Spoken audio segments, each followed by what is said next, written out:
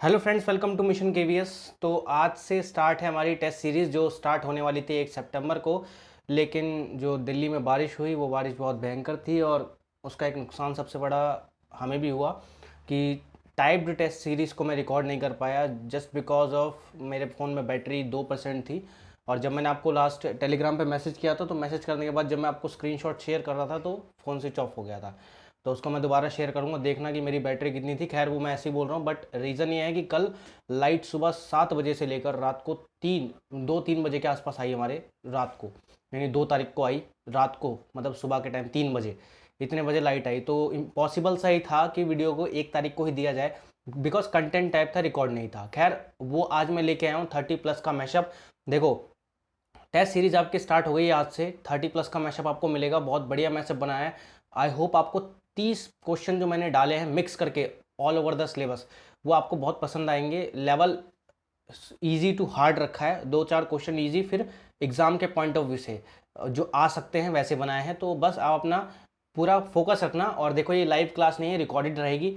तो इसमें होगा क्या कि आपके जितने भी 30 में से बन रहे हैं आप उसको कमेंट करके बताओगे कि मेरे 30 में से इतने मार्क्स बचे हैं या बने हैं, और आपके कौन कौन से क्वेश्चन गलत हुए हैं आप ये भी बता सकते हो कि क्वेश्चन नंबर 1 2 3 4 5 मेरा गलत हुआ है। I hope you are understanding, ठीक है, कि क्या करना है हमें। तो let's start the test series. Test your knowledge test series रहेगी। Test your knowledge test series नाम दिया है मैंने इस टेस्ट सीरीज को बिकॉज आपको अपनी नॉलेज टेस्ट करनी है कि फैब से लेकर अब तक आपने कितना पढ़ा, कहीं से भी पढ़ा हो, मेरे से कहीं से भी पढ़ा हो, कितना पढ़ा है, आपको उसका निचोड़ आज बताना है। ये प्रूव कर देगा कि आपकी तैयारी कितनी परसेंटेज हो रखी है। Okay, so let's start, let's begin. Easy to hard test series है, test your knowledge test series. Okay, let's start.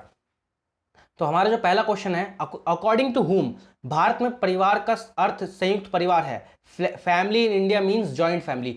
किसने ये बात कही कि भारत में परिवार का अर्थ संयुक्त परिवार है, यानी family in India means joint family? आपके ऑप्शन है Majumdar, KM. Kapadia, Max Muller और क्लियर। ठीक है, Majumdar, KM. Kapadia, Max Muller और क्लियर। तो इसका सही आंसर है के.एम. कापड़िया। के.एम. कापड़िया ने कहा था भारत में परिवार का अर्थ संयुक्त परिवार से है।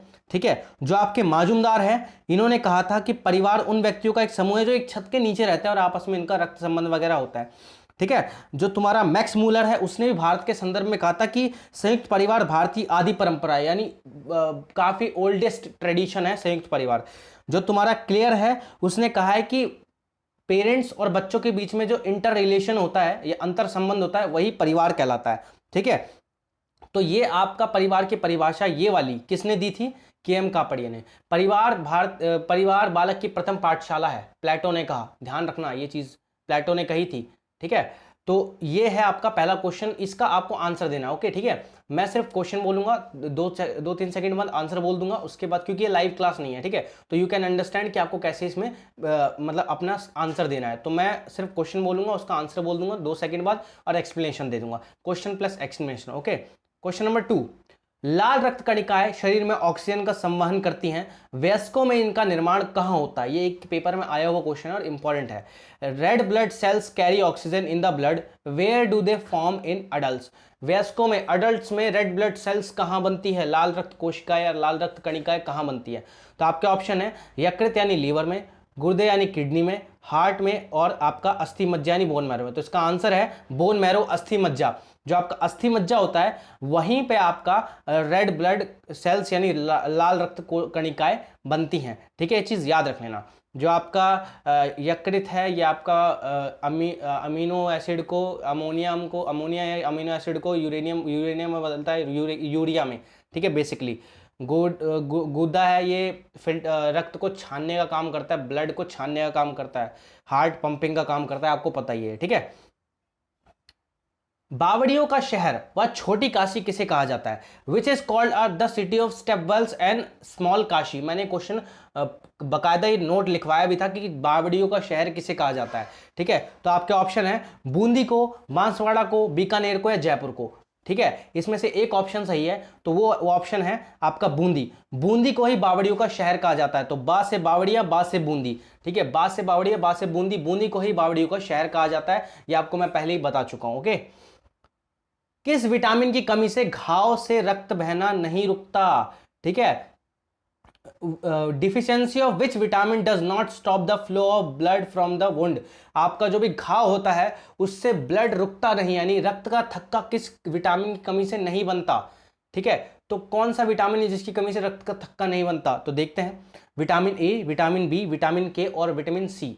Vitamin A, vitamin B, vitamin C and vitamin K, इनमें से कौन सा है जिसकी वजह से रक्त का थक्का नहीं बनता? तो वो है आपका विटामिन के। ठीक है, विटामिन के की कमी होने से आपके अंदर रक्त का थक्का नहीं बनता। दैट मीन्स अगर आपको चोट लगती है तो आपका खून बहते रहता है, खून रुकता नहीं है। कुछ लोगों में कमी होती है तो उनके अंदर विटामिन के की कमी होती है। अब बाकी विटामिन के डिफिशियंसी से क्या क्या रोग हो जाते हैं मैं वो बता देता हूं मैं। ठीक है, अगर आप में विटामिन ए की कमी है तो आपको लो विजन यानी पुअर विजन हो जाएगा। ठीक है, रतैंधी वगैरह जिसको कहते हैं हिंदी में। अगर आपके विटामिन बी1 की कमी है तो आपको बेरी बेरी हो जाएगा। बेरी बेरी मतलब वीक मसल्स, आपकी मांसपेशियां कमजोर होती है। विटामिन की स्कर्वी, स्कर्वी मतलब वो ब्लीडिंग गम्स, आपके मसूड़ों से खून निकलना। विटामिन डी यानी जाहिर सी बात है आपकी हड्डियां कमजोर होना। कैल्शियम जो है, जो कैल्शियम होता है उसकी कमी से आपका दांत और हड्डियां वगैरह कमजोर होती हैं। फिर आयोडीन की कमी से गाइटर यानी घेंगा रोग हो जाता है, आपका गला वो गले के नीचे सूज सा जाता है। ठीक है, फिर आयरन की कमी से अनेमिया हो जाता है। अनेमिया तो आपको पता ही है, अरक्तता कह देते हैं इसको हिंदी में।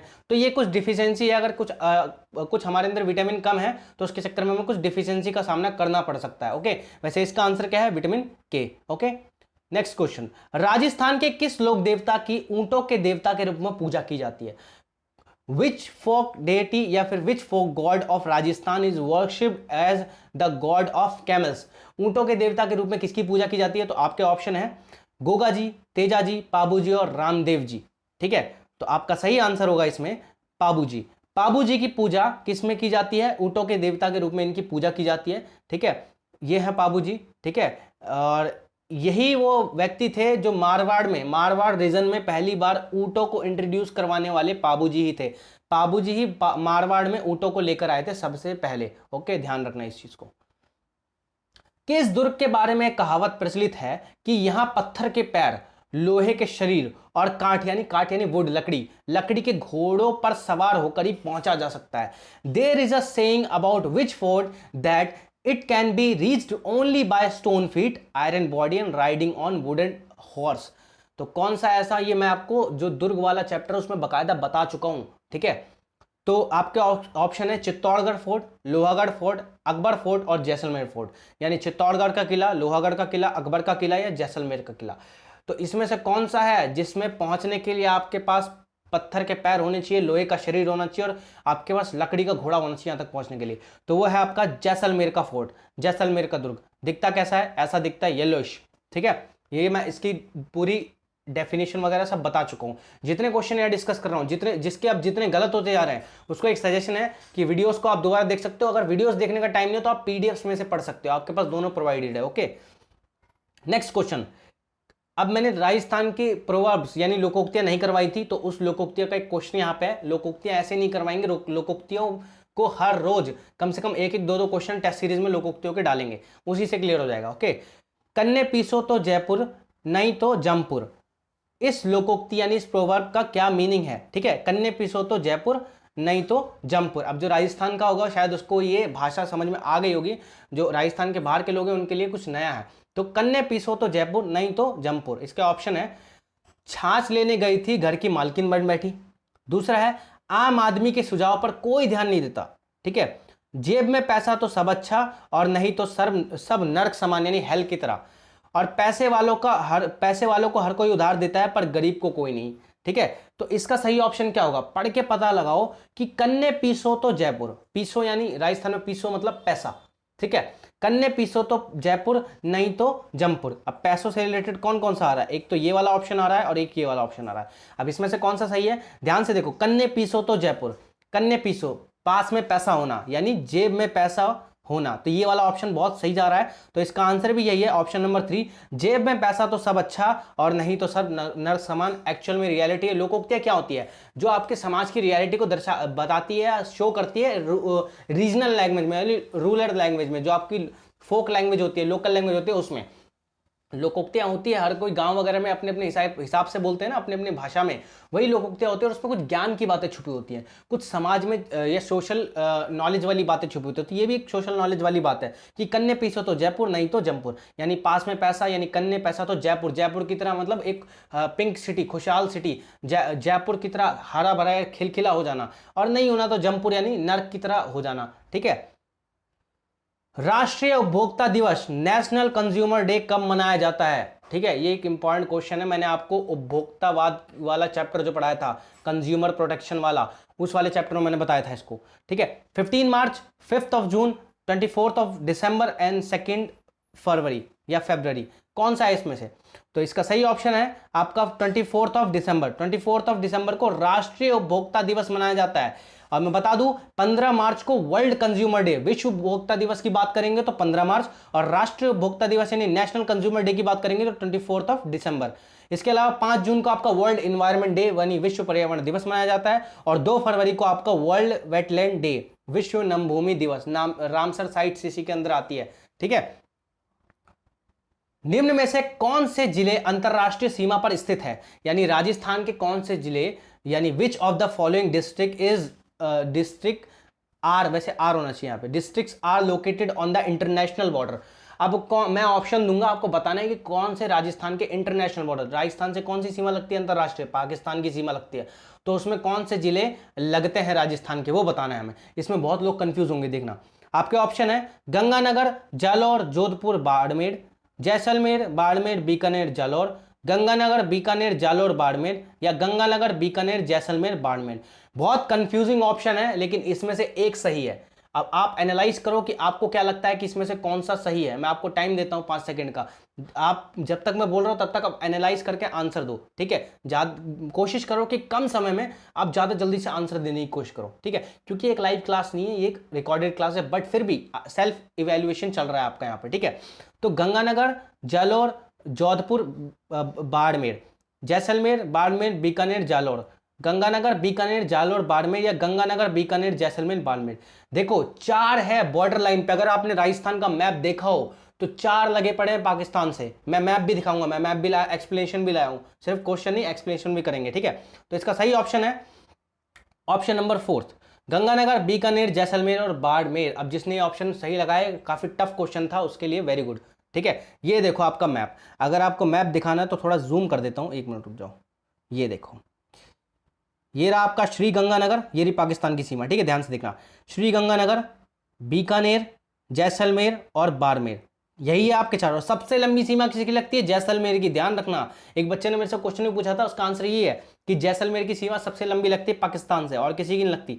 देखो, श्री गंगानगर, बीकानेर, जैसलमेर और बाड़मेर, यही है जिनकी अंतरराष्ट्रीय सीमा लगती है पाकिस्तान से। I hope option number 4 is right, और आपको ये क्वेश्चन पसंद आया होगा। टफ क्वेश्चन था, दिस वॉज टफ।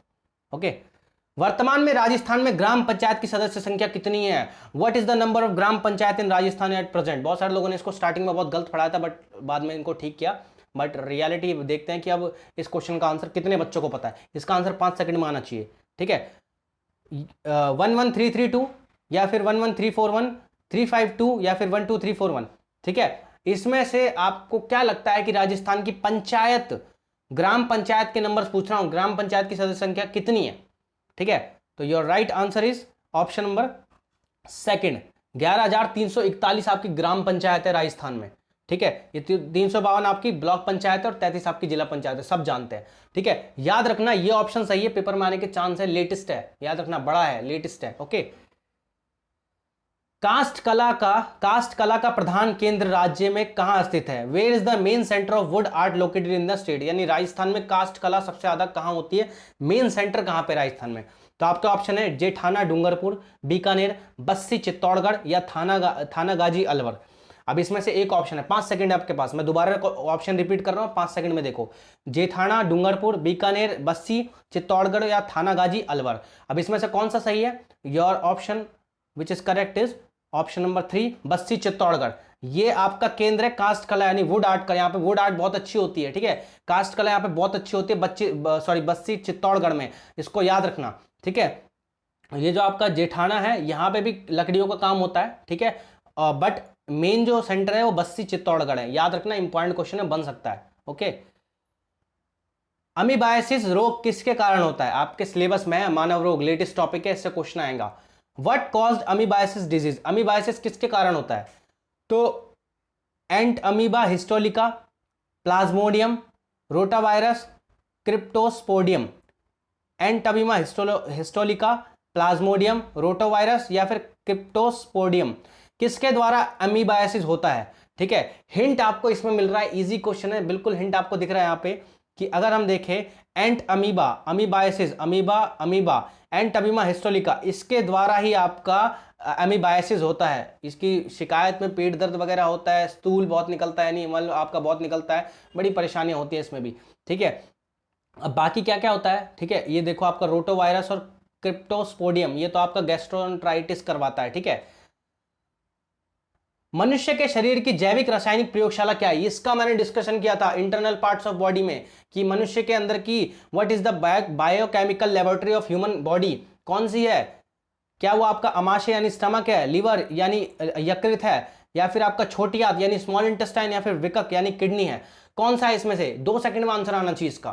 ठीक है, 3 2 1, इसका आंसर होगा आपका यकृत यानी लीवर। अब कुछ महानुभाव को यकृत और वृकक दोनों में बहुत बड़ा कंफ्यूजन है। कुछ लोग यकृत को वृकक कह देते हैं यानी किडनी कह देते हैं, और किडनी को लीवर कह देते हैं। मैं लीवर का पिक्चर दिखाता हूं, ये है हमारा लीवर, यही हमारा बायोकेमिकल लेबोरेटरी कहलाता है, क्योंकि ये अमोनिया जो होता है आपका, अमोनिया जो सबसे खतरनाक होता है, अमोनियम या फिर अमोनिया जो होता है अमीनो एसिड वगैरह होता है, इसको यूरिया, ठीक है, इन सब में बदल देता है जो कम हानिकारक होता है, फिर किडनी के द्वारा वो निकल जाता है। उत्सर्जन तंत्र, एक्सकर्जन सिस्टम पढ़ाया था तब, उसमें मैंने ये सब पढ़ाए थे। ठीक है, नेक्स्ट देखते हैं, निम्न में से किस वृक्ष का वैज्ञानिक नाम प्रोसोपिस सिनेरिया है? किस पेड़ का नाम प्रोसोपिस सिनेरिया है? साइंटिफिक नेम याद रखना, रीट का पेपर हलवा पेपर नहीं आएगा, उसमें डायरेक्ट क्वेश्चन की जगह आपसे साइंटिफिक नेम पूछे जा सकते हैं, तो हर टेस्ट सीरीज में साइंटिफिक नेम का एक क्वेश्चन जरूर होगा। हिंट दे दिया मैंने आपको। ठीक है, तो किसका है? रोहिड़ा का है, आम का है, खेजड़ी का है, या फिर बबूल का है? किसका है? 2 सेकंड में आंसर आना चाहिए। पढ़ा चुका हूं ये टेस्ट सीरीज में दिया है, मतलब ये पढ़ाया हुआ है। कुछ क्वेश्चन ऐसे भी दिए हैं आज जिसको मैंने डिस्कस नहीं किया है कभी, लेकिन दिया है ताकि उसको भी हम क्लियर कर सके। ठीक है, तो इसका आंसर होगा आपका ऑप्शन नंबर 3 खेजड़ी। खेजड़ी का साइंटिफिक नेम प्रोसोपिस सिनेरिया है। ठीक है, ऐसा दिखता है, राजस्थान का कल्प वृक्ष कहते हैं इसको, या मरुभूमि का कल्प वृक्ष कहा जाता है। इसका तने से लेकर पेड़ पत्ती सब यूज में आता है, बहुत इंपॉर्टेंट है ये। ठीक है, राज्य वृक्ष भी है राजस्थान का। ओके,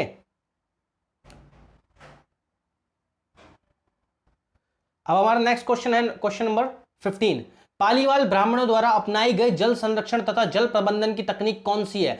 यह भी मैंने डिस्कशन किया हुआ है। What was the technique of water conservation and water management adopt by the Paliwal Brahmins? ठीक है, पालीवाल ब्राह्मण जो थे, ठीक है, उनके द्वारा कौन सी टेक्निक अपनाई गई थी? और ये पालीवाल ब्राह्मण जैसलमेर के थे, तो वहां पे कौन सी, अब मैंने इतना ज्यादा हिंट दे दिया, जैसलमेर में कौन सी टेक्निक ज्यादा अपनाई जाती थी वाटर मैनेजमेंट की? ऑप्शन है आपके टांका, बावड़ी, बेरी और खांडिन। इसमें से कौन सी टेक्निक पालीवाल ब्राह्मण द्वारा अपनाई गई थी, या फिर बेसिकली जैसलमेर में कौन सी टेक्निक पॉपुलर है वाटर कंजर्वेशन की या वाटर मैनेजमेंट की? 2 सेकंड देता हूं आपको, 3 2 1, एंड योर आंसर इज खांडीन, ऑप्शन नंबर 4। कैसा दिखता है दोबारा बताता हूं, ये है आपका खांडीन। ऊंचे एरिया से जब थोड़ा पानी गिरता है, ढलान पे आता है, तो ये 3 ओर से दीवार बनाते हैं, 2 ओर से मिट्टी की, 1 ओर से ईंटों की दीवार बना के पानी को रोकते हैं, और रिस रिस कर पानी नीचे जाता है। और यहाँ पे सिंचाई वगैरह भी कर सकते हैं, खेती वगैरह में भी यूज लेते हैं इस पानी को। जैसलमेर में बहुत फेमस और काफी अच्छी टेक्निक है। ओके, ये मैं दिखा चुका हूं पहले भी पिक्चर जब मैंने पढ़ाया था। Which human robot will be sent to space by ISRO? वह कौन सा मानव रोबोट है जिसे इसरो अंतरिक्ष में भेजा जाएगा? बेसिकली ह्यूमनॉइड, कौन सा ह्यूमनॉइड है जिसे अंतरिक्ष में भेजा जाएगा? ठीक है, तो सोफिया, व्योममित्र, एरिका, जिया। ठीक है, ठीक है, इसमें से कौन सा ऐसा ह्यूमनॉइड है या मानव रोबोट है जिसको हम अंतरिक्ष में, इसरो अंतरिक्ष में भेजेगा? कौन, एक मिशन के तहत इसरो अंतरिक्ष में भेजेगा इसे, कौन सा मानव रोबोट है? आपके पास 3 सेकंड का टाइम है, 3 2 1, and your answer is option B, Vyommitra. Vyommitra, जिसका मतलब होता है स्पेस फ्रेंड, अंतरिक्ष का मित्र। ये हमारे भारत के द्वारा डेवलप्ड एक रोबोट है, ऐसा दिखता है व्योममित्रा।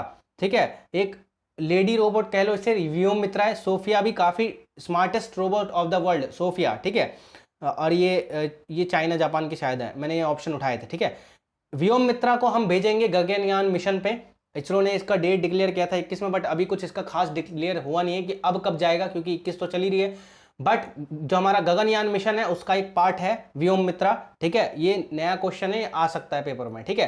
तो इसका मैंने क्वेश्चन डाल दिया, इसको आने वाली सीरीज में और अच्छे से डिस्कशन करेंगे घुमा के। माउंट एवरेस्ट फतेह करने वाली विश्व की पहली अपंग महिला पर्वतारोही कौन है? Who is the world's first amputee female mountaineer to scale Mount Everest? अपंग का मतलब जिसका कोई एक शरीर का कोई पार्ट ना हो, उसको हम अपंग कहते हैं, बेसिकली स्पेशल पर्सन, ठीक है। तो वो कौन है जिसने पहली बार, मतलब अपंग महिला जिसने माउंट एवरेस्ट फतेह किया, विश्व की पहली महिला कौन है? तो प्रेमलता अग्रवाल, संतोष यादव, अरुणिमा सिन्हा, या फिर मालावत पूर्णा। मालावत पूर्णा, अरुणिमा सिन्हा, संतोष यादव, प्रेमलता अग्रवाल, इसमें से कौन है जिसने अपना माउंट एवरेस्ट फतेह किया अपंग, ठीक है, एम्प्यूटी यानी शरीर का कोई अंग ना होते हुए भी, ठीक है। तो आपके पास 5 सेकंड है, ठीक है, 5 4 3 2 and 1, and your answer is option number 3, ठीक है। आपका ऑप्शन नंबर 3 यानी अरुणिमा सिन्हा। तो आपकी जो अरुणिमा सिन्हा है, इन्होंने माउंट एवरेस्ट फतेह किया था एक पैर ना होते हुए भी, ठीक है। ये है आपकी अरुणिमा सिन्हा, ये देखो इनका ये वाला पैर नहीं है, लेकिन इसके बावजूद भी इन्होंने माउंट एवरेस्ट फतेह किया। That means she is the true example of strength, ठीक है। स्ट्रेंथ का ट्रू एग्जाम्पल है, नेवर गिव अप का ट्रू एग्जाम्पल है। ट्रू एग्जाम्पल है कि भाई अगर आपका पास कुछ नहीं है, इससे साबित होता है कि कुछ चले जाने से या किसी के ना होने से, किसी चीज़ के ना होने से ज़िंदगी रुकती नहीं है। अगर आप चाहो तो आप कुछ भी कर सकते हो, ठीक है। ये चीज़ें आप पर भी अप्लाई होती है, टाइम कितना भी खराब चले, कुछ भी चले, हमें go with the flow, okay. So इनका जन्म 20 जुलाई 1989 को यूपी सुल्तानपुर में हुआ है, ठीक है। She reached the summit of Mount Everest at 10:55 AM on 21 मई 2013 में 21 मई को इन्होंने माउंट एवरेस्ट फतेह किया था। इनको पद्मश्री पुरस्कार 2015 में मिला था, ठीक है। तो आई होप इनके बारे में आपको पता चल गया होगा। धीरे धीरे सारे माउंटेनर को डिस्कशन करेंगे। जितनी भी टेस्ट सीरीज आएंगी उसमें लेटेस्ट टॉपिक जो जुड़े हैं, जाहिर सी बात है उनसे क्वेश्चन तो आएंगे, तो हम उसको क्यों गंवाएं। मैं सारे क्वेश्चन उनके ज्यादा डालूंगा ताकि हमारे ज्यादा नंबर आए, ओके।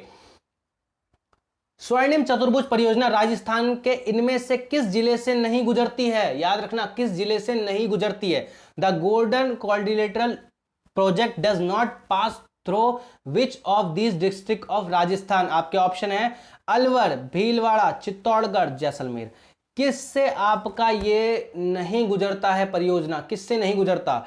तो आपके ऑप्शन है ये, और आपका आंसर है जैसलमेर। जैसलमेर से नहीं गुजरती। स्वर्णिम चतुर्भुज परियोजना जैसलमेर से नहीं गुजरती है।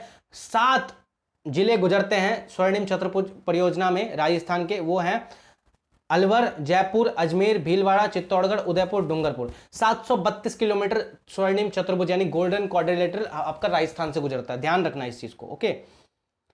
ध्वनि प्रदूषण का मापन किस इकाई द्वारा किया जाता है? By which unit is noise pollution measured? ये काफी इंपॉर्टेंट क्वेश्चन है, देखते हैं आपको इसके बारे में कितनी नॉलेज है, ठीक है। हेटर्स यानी HZ, जूल, डेसिबल और वॉट, किसके द्वारा ध्वनि प्रदूषण का मापन किया जाता है? मैं ध्वनि प्रदूषण की बात कर रहा हूं, नोटिस करना, ध्वनि प्रदूषण, नॉइज पॉल्यूशन का मेजर्ड HZ, जूल, डेसिबल और वॉट। तो आपके पास 5 सेकेंड है, 5 4 3 2 एंड 1। इसका सही आंसर है डेसिबल।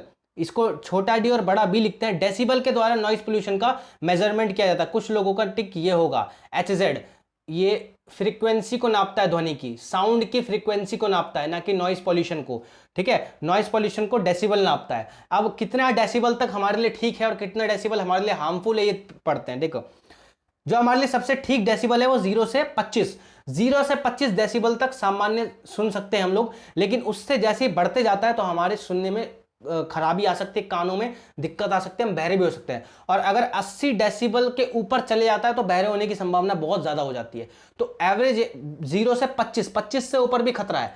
0 से 25 डेसिबल तक हम सुन सकते हैं। 15 से नीचे वाले मंद सुनने वाले होते हैं, यानी कम सुनने वाले, धीमा सुनने वाले होते हैं, ओके। सुनहरा रेशे से क्या अभिप्राय है? What is meant by golden fibre? अब गोल्डन फाइबर किसे कहते हैं, ठीक है। रेशम को, सिल्क को, यानी उसके बाद पटसन जूट को, नायलॉन को, या फिर कपास यानी कॉटन को किसे कहते हैं गोल्डन फाइबर। ये मैं बता चुका हूं, ये सारे क्वेश्चन पुराने पढ़ाए हुए सारे क्वेश्चन की सीरीज में से मैं घुमा के लाया हूं। तो इससे ये पता चलेगा कि आपने फरवरी से लेकर अब तक कितने सेल्फ स्टडी की है, कितना आपने पढ़ा है, आज यहाँ पे क्लियर हो जाएगा। ठीक है, मैं ये चाहता हूँ कि ज़्यादातर बच्चों के कम से कम, क्योंकि इसमें से ज़्यादातर चीज़ें मैंने पढ़ाई हुई हैं, तो कम से कम 30 में से मैं 25 से या 26 से ऊपर एक्सपेक्टेशन रखता हूँ। ये मेरी एक्सपेक्टेशन है, अब आप कितना लाओ वो आपके ऊपर है। ठीक है, तो इसका सही आंसर है जूट यानी पटसन। पटसन को ही सुनहरा रेशा कहते हैं। अब बहुत सारे लोगों का निशान गया होगा गलती से सिल्क पे, ठीक है, सिल्क पे गया होगा, लेकिन असल में इसका आंसर है जूट यानी पटसन, ऐसा दिखाई देता है। ठीक है, इसके बोरे वगैरह भी बनते हैं, ध्यान रखना। नेक्स्ट क्वेश्चन, सिलाई मशीन कब भारी चलती है? Sewing machine runs heavily due to which reason? अब जो आपकी सिलाई मशीन है वो कब भारी चलती है, यानी आपने अब जो महिलाएं सिलाई करती हैं उनको लगता होगा कि कभी कभी मशीन बहुत ज्यादा भारी हो रही है, चल ही नहीं रही, अटक अटक के चल रही है, बहुत ज्यादा भारी चल रही है, तो वो कब चलती है? ये इंपॉर्टेंट क्वेश्चन है, ध्यान रखना। When the belt is too loose, जो बेल्ट होती है उसकी वो बहुत ढीली होने पर। More pressure is applied on pressure foot, जो आपका प्रेशर फुट होता है जिस पे आप पैर मारते हो उस पे ज्यादा दबाव होने पर। When the thread is closed, ठीक है, कॉलेज इन शटल, शटल में धागा अटक जाने पर। Lack of oiling and cleaning, तेल की कमी और सफाई ना होने पर। ठीक है, किसके कारण आपका मशीन हैवी चलती है बहुत ज्यादा? तो इसका सही ऑप्शन है, महिलाएं इसका ऑप्शन तुरंत आंसर तुरंत दे देगी, बाकी देखते हैं। इसका सही आंसर है आपका option number 4, lack of oiling and cleaning, तेल की कमी और सफाई ना होने पर। देखो आपने नोटिस किया होगा जब आपके मशीन में तेल नहीं डलता सिलाई मशीन में, तो आपकी मशीन बहुत धीरे चलती है, बहुत टाइट चलती है, आप उस पर हाथ भी मारते हो तो आपका हाथ बहुत टाइट आता है वहां पे। अब अगर आपने कभी मशीन चलाई हो तो, ठीक है, बचपन में तो शायद सबने हाथ वाथ मारे होंगे, बट क्योंकि घरों में होती थी, बट सिलाई मशीन तब ज़्यादा भारी चलती है जब उसमें lack of oiling and cleaning हो, तेल की कमी हो या तेल कम डालते हो आप उसमें और सफाई वगैरह नहीं करते हो तो उसमें जम जाता है, ग्रीस वगैरह भी जम जाती है, तो इस चक्कर में वो थोड़ा स्लो चलती है, भारी चलती है, भारी चलती है। ठीक है, ये चीज़ याद रखना। बाकी सारे ऑप्शन भी सटीक कहीं ना कहीं फिट हो रहे हैं, बट एग्जैक्ट जो बढ़िया ऑप्शन है वो ये है। ठीक है, वे दो ग्रह जिसके कोई उपग्रह नहीं है, किसका कोई नेचुरल सैटेलाइट नहीं है, ऐसे कौन से दो प्लैनेट है? ठीक है, आपके ऑप्शन है बुध और शनि, पृथ्वी और मंगल, बुध और शुक्र, या बुध और पृथ्वी। ध्यान देना, दिमाग लगाओ, आपको मैं 5 सेकंड का टाइम देता हूं, ये क्वेश्चन आने के चांस है, इंपॉर्टेंट क्वेश्चन है। कौन सा ग्रह, कौन से पूरे आपके सौर मंडल में जो आपके 8 ग्रह हैं उनमें से ऐसे ही 2 ग्रह हैं जिनका कोई उपग्रह नहीं है? अब वो कौन से जोड़े हैं? देखो, बुध या शनि, पृथ्वी या मंगल, मरकरी वीनस, मरकरी अर्थ। कौन है भाई बताओ? आपके टाइम होता है समाप्त। अब मैं बताता हूं, इसका सही आंसर है मरकरी एंड वीनस, यानी बुध और शुक्र। इसका कोई भी उपग्रह नहीं है। अपने मंगल के 2 हैं, पृथ्वी का तो चंद्रमा, ठीक है, ऐसी बहुत आगे ग्रह जितने बढ़ता है उनके बहुत ज़्यादा है, बट आपका ये जो बुध और वीनस है, शुक्र है, इनका कोई उपग्रह यानी कोई सैटेलाइट या नेचुरल सैटेलाइट मौजूद नहीं है। ओके, पहली बार राष्ट्रीय गान कब गाया गया? When was the national anthem sung for the first time? कब पहली बार हमने राष्ट्रीय गान गाया था अपना, पहली बार कब गाया था? ध्यान रखना। तो ऑप्शन देता हूं आपको, 26 जनवरी 1950, 26 जनवरी 1930, 27 दिसंबर 1911 और 31 दिसंबर 1929। कब गाया था पहली बार राष्ट्रीय गान? इसका मैं आपको 10 सेकंड देता हूं, सोचो, थोड़ा दिमाग में लाओ। ठीक है, जब तक मैं ऑप्शन को रिपीट करता हूं, ध्यान से सुनना, ये क्वेश्चन बहुत इंपॉर्टेंट है, पेपर में आ सकते हैं। ठीक है, 26 जनवरी 1950 को पहली बार गाया गया, या 26 जनवरी 1930 को पहली बार गाया गया, या 27 दिसंबर 1911 को पहली बार गाया गया, 31 दिसंबर 1929 को पहली बार गया। तो आपके पास 3 सेकंड है last, 3 2 1 and your answer is 27 of December 1911। ठीक है, 1911 में पहली बार गाया गया था। अब मैं थोड़ी इसकी हिस्ट्री बताता हूँ। देखो, जो आपका 26 जनवरी 1930 है, यहाँ पे इसको हम पूर्ण स्वराज डे भी कहते हैं, क्योंकि first independence day under the British rule. पहली बार सॉरी, पहली बार ब्रिटिश शासन जब था उस समय हमने पूर्ण स्वराज की घोषणा की थी 1930 में, अपने आप को आज़ादी के लिए प्रण लिया था, यहाँ पे प्लेज ली थी कि हम आज़ाद रहेंगे, पूर्ण स्वराज की बात कही थी यहाँ पे। फिर आपका जो है 27 दिसंबर को कलकत्ता अधिवेशन में गाया गया था, याद रहे, और 26 जनवरी 1950 को हमारा संविधान लागू हुआ था, पता ही आपको, और लाहौर अधिवेशन था 31 दिसंबर 1929। ठीक है, ये चीज ध्यान रख लेना। ये मैंने कुछ इंपॉर्टेंट डेट्स बता दिया आपको। राजस्थान के आदिवासियों का कुंभ कौन सा मेला कहलाता है? Which fair is known as the Kumbh of the tribals of Rajasthan? ये बहुत ही इंपॉर्टेंट क्वेश्चन है, और जो ये मेला है इसकी काफी इंपॉर्टेंस है, इससे काफी बार क्वेश्चन बन जाते हैं और बनने के चांस भी हैं, देखना, ठीक है। श्री महावीर जी मेला, डिग्गे के कल्याण का मेला, बेणेश्वर मेला, या फिर कैला देवी मेला? अब इसमें से कौन सा वो मेला है जो राजस्थान के आदिवासियों को कुंभ मेला कहलाता है? बताओ। बहुत इंपॉर्टेंट है, बहुत ज्यादा ही इंपॉर्टेंट है। ये शायद मैंने आपको बताया भी है, राजस्थान के मेले वाले टॉपिक में देखना है, मिलेगा आपको, ठीक है। जो चीजें मैंने करवाई हैं आधी से ज्यादा चीजें वही है, बट कुछ चीजें मैंने नई डाली जान पूछ के, ताकि पता चले कि आपने एक्स्ट्रा क्या पढ़ा है। कहीं ना कहीं से तो पढ़ा होगा, खुद भी पढ़ा होगा, ठीक है। वो तो इसका सही आंसर है, आपके पास 5 सेकंड है, 5 4 3 2 1। और आपका मैं जो काउंटडाउन कर रहा हूं इसका मतलब ये है कि आपको सेल्फ असिस्ट करके खुद अपने आंसर को लिखना है कि कितने सही गए कितने गलत गए। कमेंट बॉक्स में कमेंट करने थोड़ी ना बैठोगे, वो तो रिकॉर्डेड डाली जाएगी, तो अपने पास जितना लिख सकते हो उतना लिख के बाद में आपको एक टोटल मार्क्स बताने मुझे, और सब बताना प्लीज। कोई इसमें शर्माने वाली बात नहीं, किसके कम है किसके ज्यादा। मैं इस वीडियो पे ज्यादा से ज्यादा कमेंट देखना चाहता हूं, जितने मेरे पास लोग हैं उनके ज्यादा से ज्यादा कमेंट देखना चाहता हूं। आई वांट टू नो कि कितने लोगों के कितने मार्क्स आए, ताकि मैं उस हिसाब से आगे और तैयारी कर सकूं। ओके, तो इसका सही आंसर है आपका ऑप्शन नंबर 3, बेणेश्वर मेला। बेणेश्वर मेला काफी इंपॉर्टेंट मेला है, ठीक है, और इसे ही राजस्थान के आदिवासियों को कुंभ मेला भी कहा जाता है। और यह मेला माघ पूर्णिमा के अवसर पर डूंगरपुर जिले में लगता है, शिवरात्रि वगैरह होती है इस समय शायद, डूंगरपुर जिले में लगता है, ठीक है। ये याद रख लेना, बेणेश्वर मेला बहुत इंपॉर्टेंट है, इस मेले के बारे में पढ़ लेना मेले वाले टॉपिक में जाके, ठीक है। नेक्स्ट क्वेश्चन, नागदा उदयपुर में स्थित सास बहु मंदिर किस देवता को समर्पित है? To which deity is the Saas Bahu, या which god is the Saas Bahu temple located at Nagda Udaipur dedicated? अब भाई मंदिर से भी क्वेश्चन आ गया, राजस्थान जी के भी क्वेश्चन डाले। भाई सास बहु जो मंदिर है, सबको लगता होगा कि ये सास और बहू का मंदिर है, नहीं, मैंने बताया भी था कि ये किस देवता को समर्पित है, अगर आपने वीडियोस ध्यान से देखी हो तो नागदा में है, उदयपुर में सास बहु मंदिर।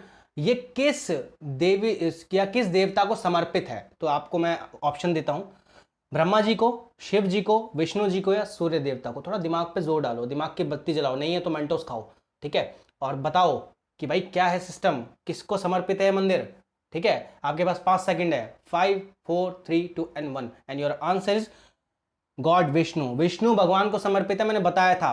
दो जुड़वा मंदिर, दो जुड़वा वैष्णव मंदिर सास बहु मंदिर के नाम से प्रसिद्ध है। 2 twin Vaishnav temple are famous by the name of Saas Bahu मंदिर। ओके, ध्यान रखना, इंपॉर्टेंट क्वेश्चन था। 26वां क्वेश्चन, मेवाड़ शैली का प्रसिद्ध चित्रित ग्रंथ रागमाला का चित्रण किसने किया? इंपॉर्टेंट क्वेश्चन है, आरबीएससी की बुक से उठाया हुआ, कि किसने किया रागमाला का चित्रण? मेवाड़ शैली का बहुत पॉपुलर ग्रंथ है, काफी फेमस। साबदीन, मनोहर नारायण और निसारदीन, किसने किया? ये कौन था भाई इस चीज का करता धरता? आपके पास 5 सेकंड है, बताओ फटाफट। मैं ऑप्शन रिपीट करता हूं, किसने मेवाड़ शैली के प्रसिद्ध चित्रित ग्रंथ रागमाला का चित्रण किया, यानी पेंटेड किया, उसको टेक्स्ट को पेंट किया? कौन था वो फेमस चित्रकार, किसने किया इसको पेंट? साबदीन, मनोहर नारायण या निसारदीन? तो इसका सही आंसर है आपका निसारदीन ने किया था ये। अभी रागमाला कब बना था? महाराणा अमर सिंह के समय में रागमाला का चित्रण 1605 में हुआ, यानी Ragamala was depicted in 1605 during the time of Maharana Amar Singh. Amar Singh के समय में हुआ था, ठीक है। मेवाड़ शैली का प्रमुख ग्रंथ है, एक प्रसिद्ध है, ठीक है। हड्डी तोड़ बुखार किस रोग को कहा जाता है? Which disease is called break bone fever? और मैं आपको एक चीज बोलूं, आपका ये टॉपिक सामान्य रोग है, नया जुड़ा हुआ टॉपिक है, और मैं आपको इस चीज़ का प्रॉमिस तो करूंगा कि इस टॉपिक से या ऐसे कोई जो नए टॉपिक है उससे मैं आपका एक भी क्वेश्चन नहीं जाने दूंगा। नए टॉपिक से भरमार क्वेश्चन आएंगे, टेंशन मत लो, ठीक है। तो भाई किसको हड्डी तोड़ बुखार कहा जाता है, बताओ। मलेरिया, हैजा, डेंगू या टाइफाइड, किसको कहा जाता है हड्डी तोड़ बुखार, जिसमें हड्डी टूट जाती है, ठीक है। एक्सीडेंट थोड़ी ना होता है, पर फिर भी हड्डी तोड़ बुखार कहते हैं, किसको कहते हैं? तो आपके पास 5 सेकंड है, मेरे हिसाब से इसके लिए तो मुझे आपको 2 सेकंड देने चाहिए, बट मैं 5 सेकंड देता हूँ। 5 4 3 2 1। Your correct answer is dengue. जो आपका डेंगू है इसे हड्डी तोड़ बुखार कहते हैं। इसमें हालत इतनी खराब हो जाती है कि आपसे चला नहीं जाता। किसी को डेंगू हो गया तो उसकी हालत बहुत खराब हो जाती है, और ऐसा है कि डेंगू एक बार के बाद दूसरी बार भी हो सकता है, और दूसरी बार जब होता है तो बंदे की हालत मतलब मरने लायक हो जाती है बिल्कुल, ठीक है। डेंगू एक वायरस जनित डिजीज है, सॉरी डिजीज है, डिजीज कह रहा हूँ, वायरस जनित डिजीज है ठीक है, अब डेंगू के बारे में देखते हैं किसके द्वारा बनता है, कैसे फैलता है। ये एक मच्छर है जिसका नाम है आपका एंडीज इजिप्टी। एंडीज इजिप्टी ये एक रोग वाहक है, पॉजिटिव एजेंट है, इसके द्वारा आपका डेंगू का वायरस फैलता है। ठीक है, काटने पर ये रोग वाहक है, जब काटते हैं तो फैलता है, दिन में काटते हैं ज़्यादातर, और ये अलग ही नज़र आ जाएंगे, काफ़ी डिजाइनर फैशनेबल मच्छर हैं, अलग से नज़र आते हैं। ठीक है, next question, Spongilla is an organism of which phylum, या स्पॉन्जिला किस संघ का जीव है, स्पॉन्जिला किस संघ का जीव है। ठीक है, मैंने बताया था, ठीक है, लिविंग ऑर्गेनिज्म, उसमें जंत एनिमल किंगडम का टॉपिक है। ठीक है, तो किसका है, फाइलम पॉरीफेरा यानी संघ पॉरीफेरा का, फाइलम मोलास्का संघ मोलास्का का, फाइलम सिलेंट्रेटा का, या फिर फाइलम ऑर्थ्रोपोडा का, किसका है। इसके लिए थोड़ा गहन विचार करो, 10 सेकंड ले लो। ठीक है, मैं ऑप्शन को रिपीट करता हूँ कि स्पॉन्जिला, नाम देखो, स्पॉन्जिला, स्पॉन्जिला, स्पंज, स्पंज, मैंने बताया था कि कौन से जीव स्पंजी होते हैं, स्पंज होते हैं, स्पंज कौन से होते हैं, फाइलम पेरिफेरा होते हैं, फाइलम मोलास्का होता है, संघ सिलेंट्रेटा होते हैं, संघ ऑर्थ्रोपोडा होते हैं, कौन से होते हैं, स्पॉन्जी। ये मैं हिंट दे चुका हूं बहुत बड़ा। अब आपके पास 10 सेकंड है, 10, 9, 8, 7, 6, 5, 4, 3, 2, 1, समय समाप्ति की घोषणा। और आपका आंसर है सही ऑप्शन नंबर 1, संघ पॉरीफेरा। पॉरीफेरा के जो जीव होते हैं वो स्पंजी होते हैं, स्पंज होता है उनमें, स्पंज। ठीक है, कैसे दिखते हैं, ऐसे दिखते हैं, ये देखो, ये है आपका स्पोलेंजिला, स्पॉन्जिला, सॉरी स्पॉन्जिला है आपका, कहाँ गया, हाँ ये रहा आपका स्पॉन्जिला। ठीक है, ये है।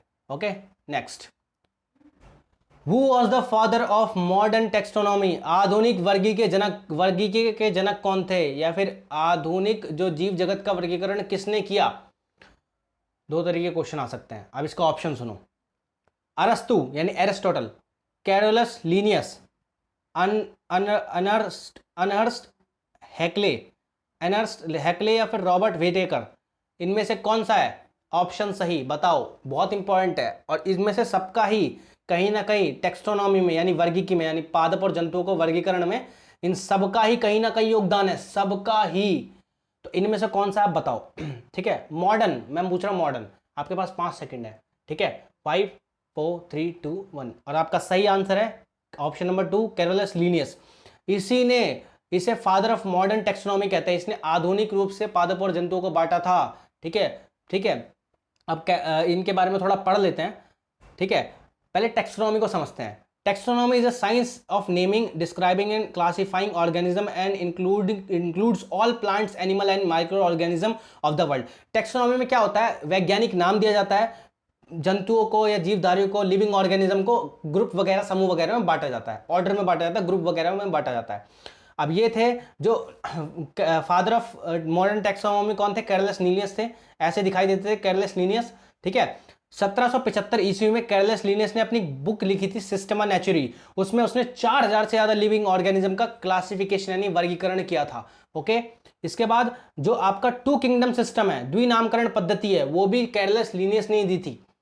ठीक है, और व्हीटेकर ने 5 किंगडम पद्धति दी थी, 5 जगत की पद्धति दी थी। ठीक है, Monera, Protista, fungi, Plantae, Animalia. ठीक है, वो व्हीटेकर ने दी थी, और इन्होंने द्विनामकरण पद्धति दी थी, यानी इसमें प्लांट और एनिमल की चर्चा होती थी ज्यादा। ठीक है, आई होप आपको ये डिस्क्रिप्शन समझ में आया होगा। लास्ट क्वेश्चन, वर्तमान में भारत में कितनी रामसर साइट्स हैं, how many Ramsar sites are there in India at present. Ramsar site किससे संबंधित है, वेटलैंड से, या जो आपकी नम भूमि होती है, एक टॉपिक करवाना है मैंने। ठीक है, जो नम भूमि होती है, वहां पे ऐसा कहा जाता है कि पूरे वर्ष भर वहां पे नमी, पानी, जल की उपलब्धता मौजूद होती है, नमी पाई जाती है वहां पे। तो इसको लेकर रामसर साइट्स बनाई गई थी, तो भारत में भी कुछ रामसर साइट्स हैं। अब कितनी साइट्स है, और अभी हाल में अपडेट भी हुई थी, तो आपको उसके अकॉर्डिंग बताना है कि अब रामसर साइट्स कितनी है भारत में। ठीक है, आपके ऑप्शन है 42, 38, 46 और 40। दिमाग लगाओ, लेटेस्ट है, बहुत लेटेस्ट है, अभी न्यूज में भी आया था, हाल में ही हुआ है। ठीक है, फटाफट बताओ, 5 सेकंड है आपके पास, 5, 4, 3, 2, 1, बताओ। डेट मीन्स अपने आप को बताओ, बाद में मुझे बताना वीडियो अपलोड होने के बाद। तो आपका आंसर है 46। अब आपके पास 46 रामसर साइट मौजूद है, और नई वाली रामसर साइट ये है। ठीक है, 4 जुड़ी है, पहले 42 थी, अब 46 हो गई है। थोल झील वन्य जीव ब्रांड यानी थोल लेक सेंचुरी, ठीक है, गुजरात में है ये। वाधवान आंध्र प्रदेश यानी वेटलैंड गुजरात का है। सुल्तानपुर राष्ट्रीय उद्यान यानी नेशनल पार्क, गुरुग्राम यानी आपका गुड़गांव, जिसको आप गुरुग्राम कहते हैं, हरियाणा की साइड में है। भिंडवास वन्यजीव अभ्यारण्य, ठीक है, वाइल्ड लाइफ सेंचुरी हरियाणा में है, Bhindwan wildlife sanctuary Haryana. Thol झील, Thol lake wildlife sanctuary Gujarat. Wadhwan Andhra Pradesh यानी वेटलैंड गुजरात। सुल्तानपुर राष्ट्रीय उद्यान गुरुग्राम और भिंडवास वन्यजीव अभ्यारण्य यानी wild life sanctuary Haryana. Total कितने हो गए? 46 रामसर साइट हो गए। मैं आपसे एक चीज बोलता हूं, अगर रामसर साइट का क्वेश्चन आया तो मेरे को ऐसा लगता है 100% कोई पीछे जाएगा नहीं, लेटेस्ट है, इसमें से आ सकता है, अगर अभी तक क्वेश्चन पेपर नहीं बना होगा। वैसे तो बन गया होगा यार, मेरे को लगता है ऐसा। तो बट रामसर साइट से क्वेश्चन तो आएगा, पक्की बात है। तो ये थे आपके आज के 30+ क्वेश्चन और end of your slide. Yes, तो आपका 30+ का मैशअप था ये। आप मुझे कमेंट करके बताइए। मैंने पहली बार कोई टेस्ट सीरीज अटेंड की है, ये मेरी लाइफ की पहली ऑनलाइन टेस्ट सीरीज है, मैंने पहली बार टेस्ट लिया है। तो आप मुझे मेरा फीडबैक ज़रूर दीजिएगा कि मैंने टेस्ट कैसा कंडक्ट किया, क्या क्या चीज़ें मैं इंप्रूव कर सकता हूँ, क्या क्या चीज़ें मैं डेवलप कर सकता हूँ।